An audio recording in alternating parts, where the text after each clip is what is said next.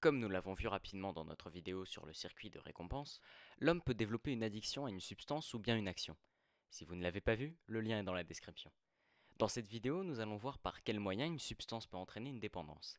Car en effet, d'après l'INSERM et le CNRS, l'Institut national de la santé et de la recherche médicale et le Centre national de la recherche scientifique, l'addiction est une dépendance mentale et physique à une substance ou une action, dépendance entraînant des conséquences négatives.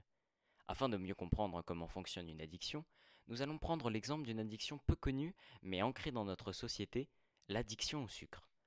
Lorsque l'on consomme du sucre, celui-ci est ensuite décomposé dans l'intestin en deux molécules, le glucose et le fructose.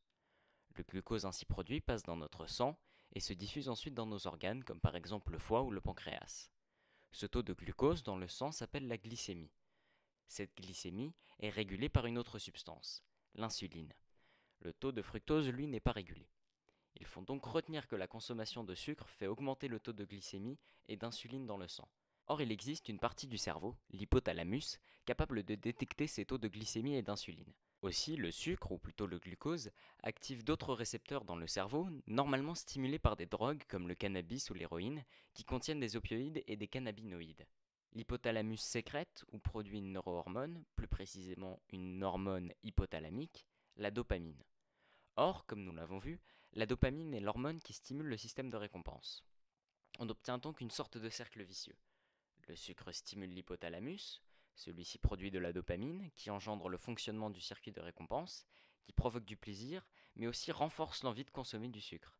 Car en effet, comme nous l'avions dit, ce système nous pousse à reproduire une action qui nous provoque du plaisir.